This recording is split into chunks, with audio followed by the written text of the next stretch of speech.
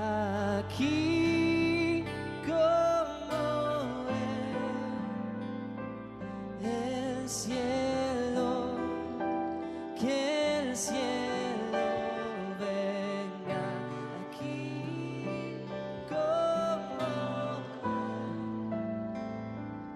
el cielo, que el cielo venga aquí como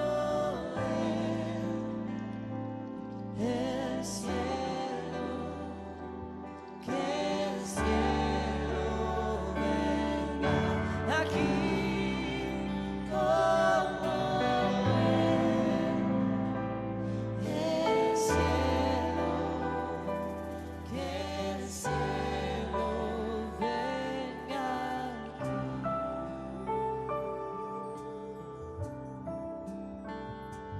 Padre nuestro del cielo, tu nombre santo es, que tu reino venga pronto y tu voluntad también.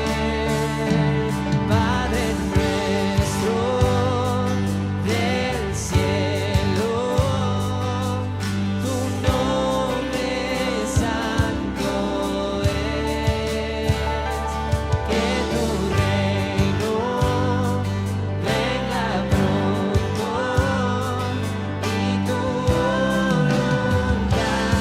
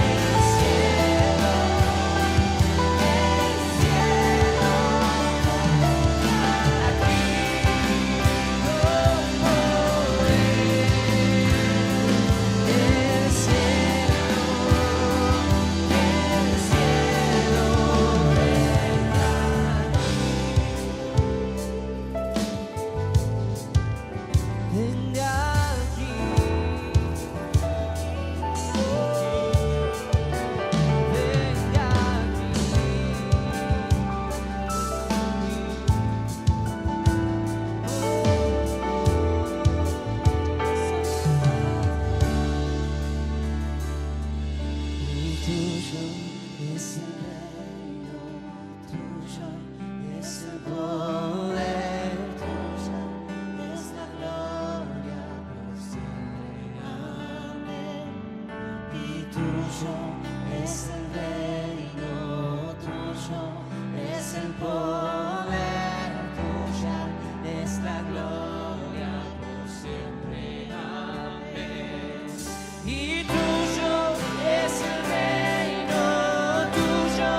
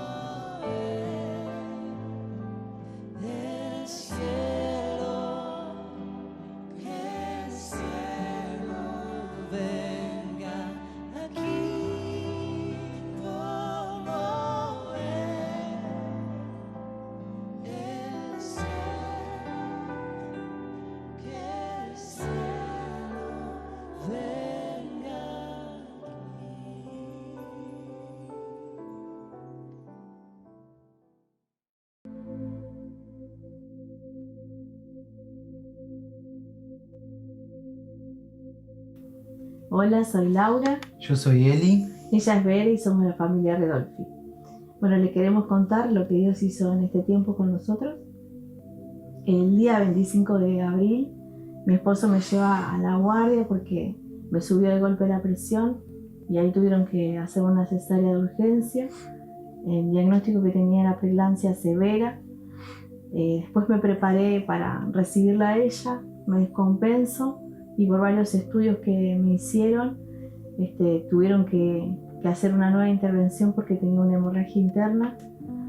En la siguiente operación un pulmón se colapsó, tuvieron que entubarme para que pueda respirar, tuve varias convulsiones y luego de eso me transfieren a terapia intensiva.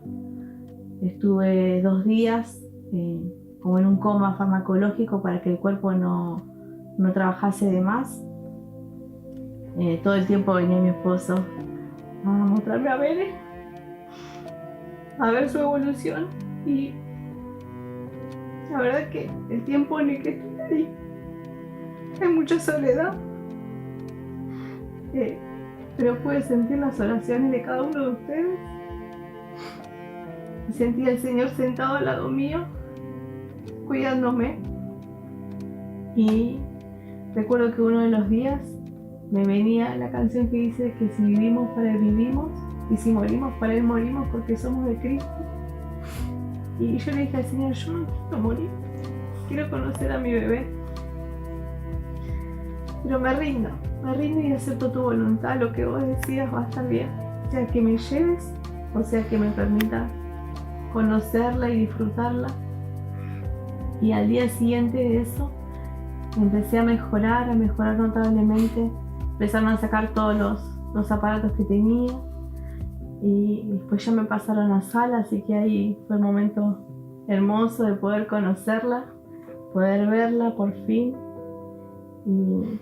Y la verdad que para nosotros como familia es un volver a nacer, es valorar el tesoro como algo más preciado. Y siempre hablamos con él que si tuviéramos que volver a pasar lo mismo, lo haríamos porque vale la pena, porque el tesoro es Jesús, vale la pena.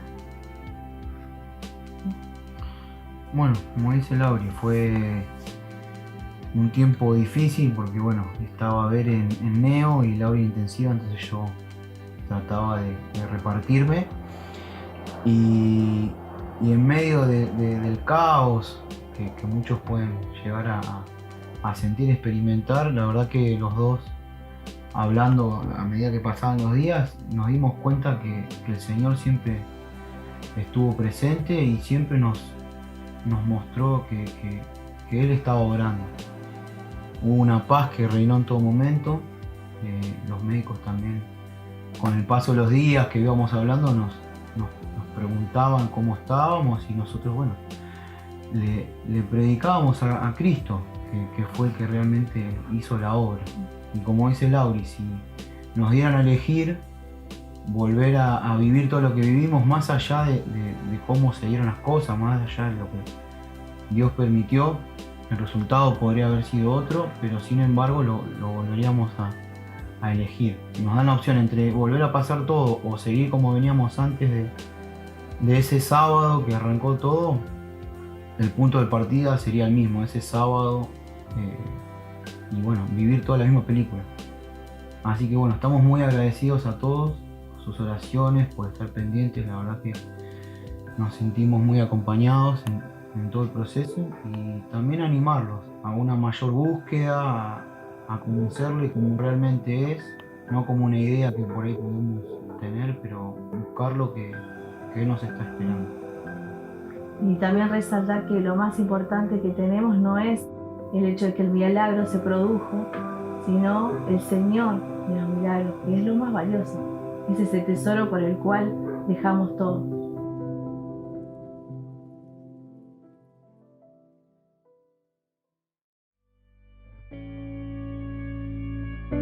Bueno, les mando un abrazo. No hay día que uno no piense en el día que vamos a estar todos juntos otra vez.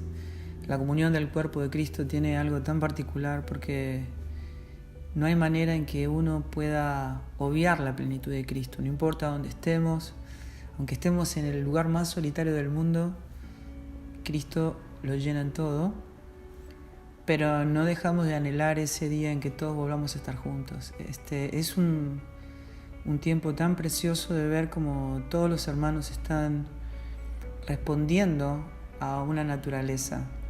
La manera en que se está poniendo en evidencia el amor entre los hermanos, la manera de darnos a nosotros mismos para ver que ningún hermano pase necesidad, que ningún hermano esté paseando no solamente una necesidad material, sino alguna evidencia de una necesidad espiritual, cuando todos nos animamos a las buenas obras y estamos pendientes sabiendo que cada miembro coyunturalmente se ayuda mutuamente. Así que les mando un abrazo a todos, codazos para todos y bueno, vamos con la palabra que el Señor puso para que nosotros podamos disfrutar en este tiempo.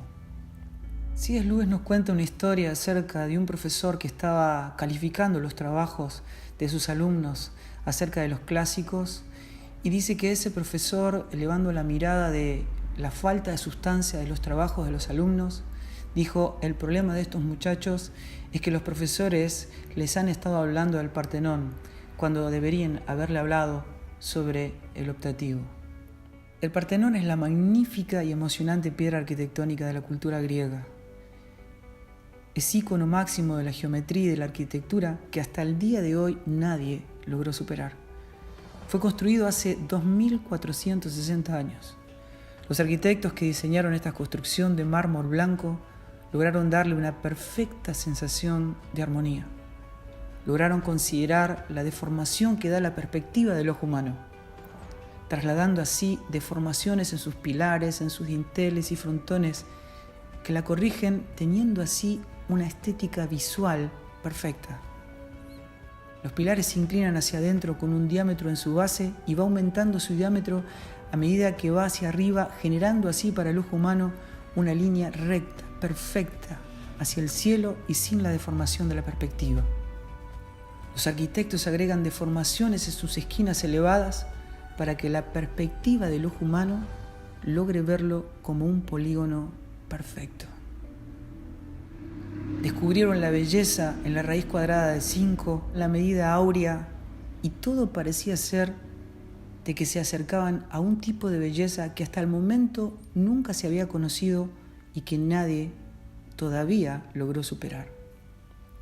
El problema de estos muchachos es que los profesores han estado hablándole del Partenón, pero no se dedicaron a hablarle sobre el optativo.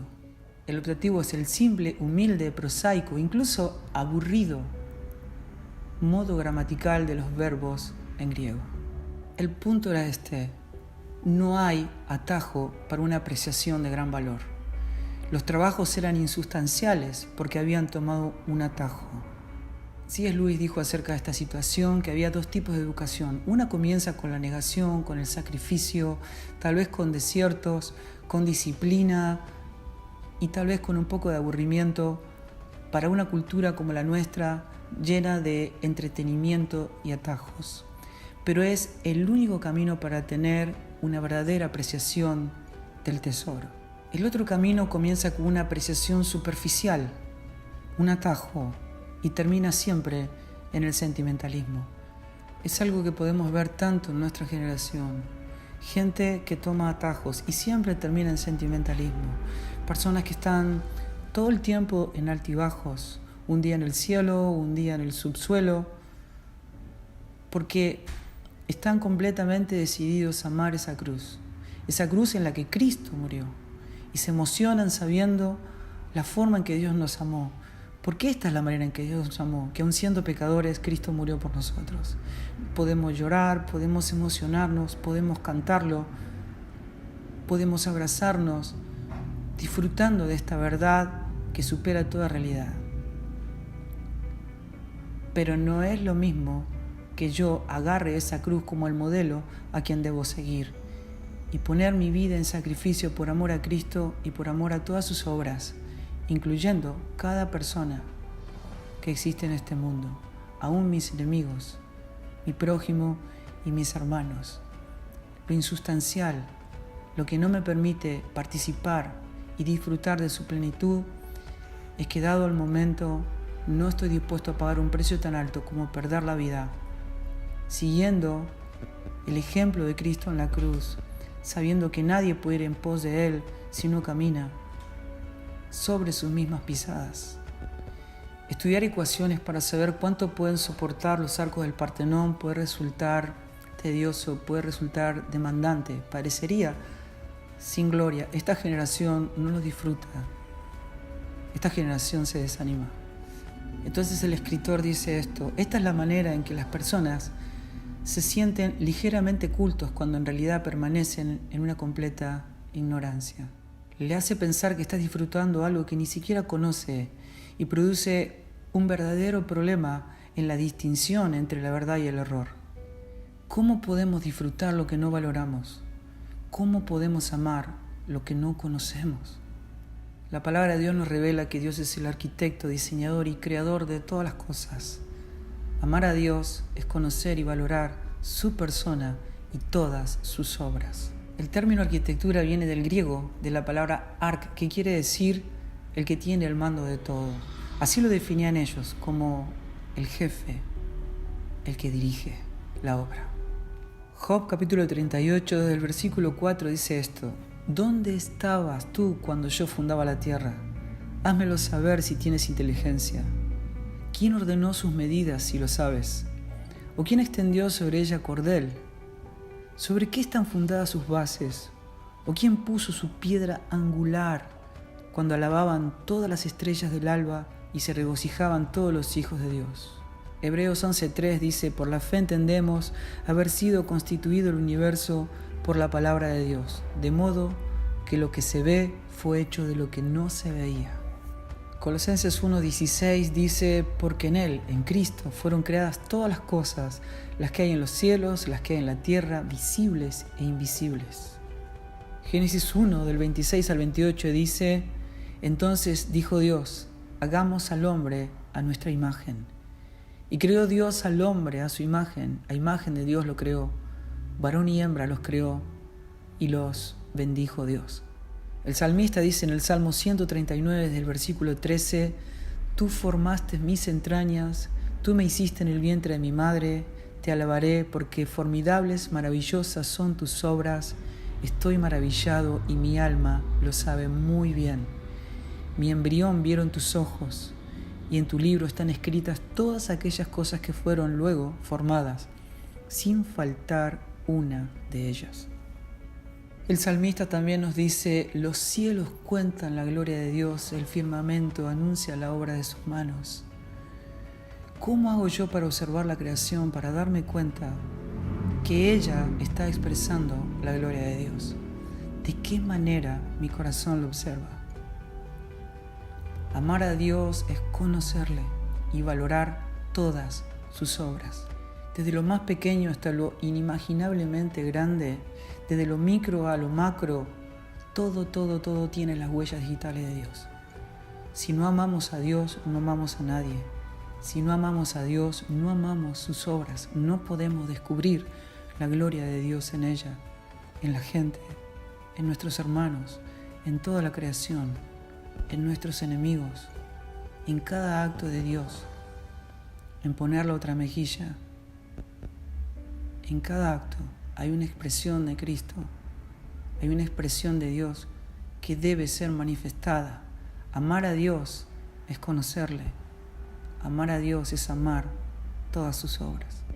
1 Corintios 9, del 24 al 27 dice: ¿no sabéis que los que corren en el estadio, todos a la verdad corren, pero uno solo se lleva el premio? Corran de tal manera que lo obtengan. Todo aquel que lucha, de todo se abstiene. Ellos, a la verdad, para recibir una corona corruptible, pero nosotros, una incorruptible. Así que yo de esta manera corro, no como a la aventura, de esta manera peleo, no como quien golpea al aire, sino que golpeo mi cuerpo y lo pongo en servidumbre, no sea que habiendo yo sido heraldo, quien proclama, quien anuncia la buena noticia para ellos, yo mismo venga a ser eliminado. Hay un tipo de entrega y rendición en la obediencia por amor a Dios que nos permite entender que no somos nosotros quien pelea las batallas, sino que es Dios quien pelea por nosotros. Si Dios es por nosotros, ¿quién contra nosotros? Nos permite entender que cuando somos débiles, entonces somos fuertes, porque no somos nosotros, sino que es Cristo en nosotros, el Todopoderoso manifestándose. Si esa rendición no es manifestada en nuestra vida de una manera genuina, como la palabra de Dios lo indica, es entregándolo todo, entonces nunca vamos a poder experimentar esa manifestación que nos permite vivir en un estado de entrega y de disfrute para poder amarle a Él, conocerle a Él y amar todas sus obras. Juan 17:3 dice: y la vida eterna es que te conozcan a ti, el único Dios verdadero. Dios está diciendo que simplemente la vida eterna es que conozcamos su persona, la persona de Dios. Hermanos, necesitamos imperiosamente afirmarnos en la verdad revelada y avanzar en esta verdad, en el conocimiento de esta verdad. Efesios 1 del versículo 17 está diciendo esto: para que el Dios de nuestro Señor Jesucristo, el Padre de gloria, os dé espíritu de sabiduría y revelación en el pleno conocimiento de Él. El apóstol está diciendo: no se rindan, avancen en el conocimiento profundo de su persona y de todas sus obras. Hechos 17:23 nos cuenta que el apóstol Pablo pasa por adelante un altar que tenía una inscripción que decía: al Dios no conocido. Y Pablo se dirige a los atenienses diciéndole: vengo a hablarles de ese Dios que ustedes dicen adorar sin conocerle. En la mente de los atenienses era imposible conocer a Dios. Ellos estaban sumergidos en sus filosofías, en su intelecto, y solo podían formular teorías, especulaciones acerca de Dios. Sin embargo, seguían sin conocerle. Muchos cristianos necesitan la ayuda de su mente para mantenerse en el camino del Señor. Están a merced de las circunstancias para sentirse con gozo, con ánimo o con euforia para poder sentir adelante. Dependiendo de todas esas circunstancias que nos rodean. Pero un día viene el Señor y nos da un espíritu de revelación y de sabiduría y le conocemos. Y ya nunca más vamos a necesitar de todos estos ingredientes, de todas estas circunstancias favorables para mi alma, para sentir que estoy en el camino del Señor, para sentir que soy un obrero aprobado delante de Dios y sentir el gozo de su plenitud en mi vida. De repente ocurre algo que está fuera de mi control, algo que ocurre en mi vida. De repente antes no veía, ahora veo. Algo divino ocurrió, una obra sobrenatural en mi vida que me permite ver lo que antes no veía. Una vida que fue manifestada y tiene que ver con el pleno conocimiento, derecho reservado de Dios, y ya no necesito de mi mente y de mis sentimientos para poderme mantener en ese camino, porque ahora la mente de Cristo, la vida de Cristo en mi vida, me permite disfrutar de su persona, conocerle y valorar todas sus obras. Solo los hijos que tienen este conocimiento son los que no son sacudidos y permanecen firmes. Y estos son precisamente los hijos que Dios utiliza. Y lo que dice la palabra es que no solo quiere Dios que le conozcamos a Él, sino que conozcamos nuestra herencia a los santos, que amemos por nuestra identidad revelada en la persona de Cristo, que amemos su persona y todas sus obras. Por esto queda claro que cuando nosotros podemos identificar nuestra identidad en Cristo, entonces vamos a poder amar su forma de obrar. Necesitamos saber quiénes somos para entender su manera de obrar y amar todo lo que Dios hace, aún todas esas cosas que a nosotros no nos gustan, todo lo que pedimos a Dios que no queremos, y es en su manera de obrar que Él, por la identidad, me permite. Y podemos entender que todo lo que Él espera de nosotros es posible por su poder. Podemos amar todas las obras de Dios por el poder de Dios que está obrando en nosotros. 1 Pedro 2, versículo 9 al 10 dice: pero vosotros sois linaje escogido, real sacerdocio, nación santa, pueblo adquirido para posesión de Dios, a fin de que anunciéis las virtudes de aquel que os llamó de las tinieblas a la luz admirable. Pues vosotros en otro tiempo no erais pueblo, pero ahora sois el pueblo de Dios. no habíais recibido misericordia, pero ahora habéis recibido misericordia. El versículo 9 dice, ustedes son linaje escogido. Habla de personas de todas las culturas y de todos los colores, pero dice, por ahora son extranjeros y peregrinos en el mundo. Versículo 11, amados, os ruego como a extranjeros y peregrinos. Lo que nos da nuestra identidad no es el color ni la cultura, es el ser escogidos. Somos la raza escogida. Lo increíble de todo esto es que ocurrió antes de que nosotros naciéramos. Es inimaginablemente bello, es maravilloso y lo único que podemos hacer es temblar, humillarnos, arrodillarnos y agradecer una y otra vez y 1000 veces y en la eternidad agradecerle a Dios habernos escogido. Versículo 10 dice, no habíais recibido misericordia, pero ahora habéis recibido misericordia. La palabra en griego que utiliza para misericordia es un verbo y se podría definir como apiadar. Dios se apiadó de mí. Él me amó primero. Él fue quien se acercó a nosotros. Tercer punto, ustedes pertenecen a Dios.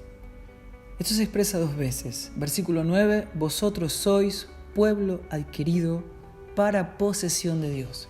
Versículo 10, vosotros en otro tiempo no erais pueblo, pero ahora sois el pueblo de Dios. Somos herencia de Dios, somos con quien Dios va a pasar la eternidad. 2 Corintios 6:16 dice, y seré su Dios, y ellos serán mi pueblo, mi propiedad, yo habitaré en ellos y caminaré entre ellos. Cuarto punto, ustedes son santos. Versículo 9, vosotros sois nación santa. Ya no formamos simplemente parte de este mundo, fuimos apartados para Dios, existimos para Dios, ya somos extranjeros y peregrinos en este mundo, tenemos el carácter de Dios, Él nos escogió, somos santos y somos santos simplemente porque estamos en el Santo. Su santidad nos abraza, es nuestra identidad. Cuando un hijo de Dios no actúa de una manera santa, actúa fuera de su carácter, contradice la naturaleza. La identidad del Señor es santidad y Él dice que porque estamos en Él, entonces somos santos, somos nación santa. Y finalmente, punto 5, somos real sacerdocio. Versículo 9 dice, vosotros sois real sacerdocio. Este es el punto, fuimos escogidos por Dios. Él se apiadó de nosotros, permanecemos en Él, somos santos como Dios es santo y ahora somos sacerdotes reales delante de Dios. Tenemos acceso directo, inmediato, por el único mediador que Dios proveyó, su propio Hijo, que habita en nosotros. Ser sacerdotes reales quiere decir que cada aspecto de nuestra vida está vinculada al trabajo sacerdotal. Estamos siempre en la presencia de Dios. No hay un lugar neutral. No hay ningún lugar neutral. Siempre estamos en su presencia. Siempre estamos en el templo, en la casa que es Cristo. Somos llamados a ministrar en la presencia de Dios y esa identidad que nos fue concedida nos conduce a su destino. Deben actuar como sacerdotes, dando a conocer la persona de Cristo a todo el mundo. ¿Para qué estamos acá? El versículo 9 nos da el motivo de nuestra existencia. A fin de que anunciéis las virtudes de aquel que os llamó de las tinieblas a la luz admirable. Es el destino a tiempo completo del sacerdote real, dar a conocer las glorias del Rey. El propósito de Dios al darnos esta identidad es manifestar su identidad. Quisiera terminar compartiendo con ustedes la maravillosa historia del misionero Doug Nicholson, que glorificando a Dios en las misiones en 1967 en la India, enfermó de tuberculosis.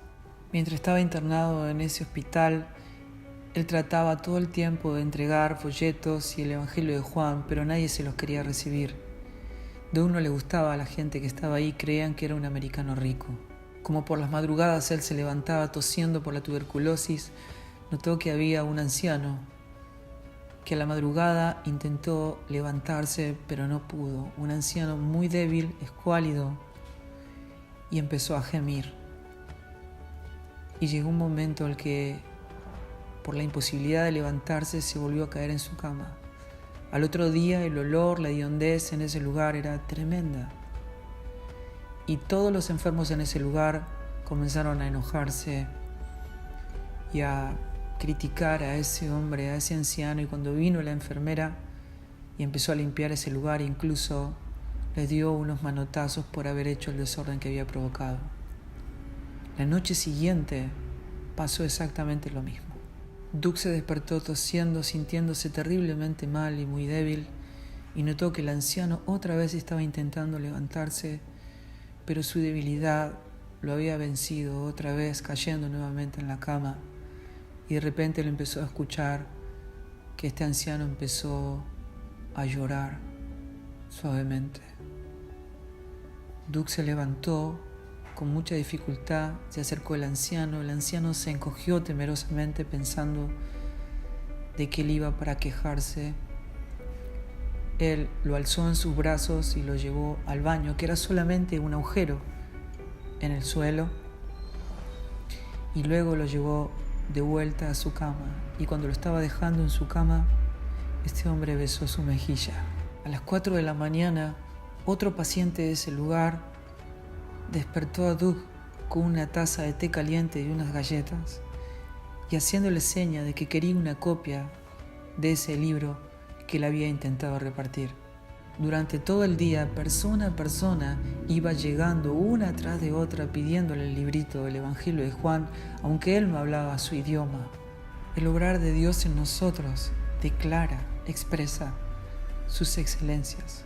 Poner la otra mejilla es dar a conocer las excelencias de Dios y dar a conocer el carácter de Cristo. Amar a Dios es también amar sus obras. Cuando nuestras acciones muestran las excelencias de Dios, la construcción es divina y Cristo es dado a conocer para que el mundo crea. Dios nos dio esta identidad para mostrarle al mundo quién es Él.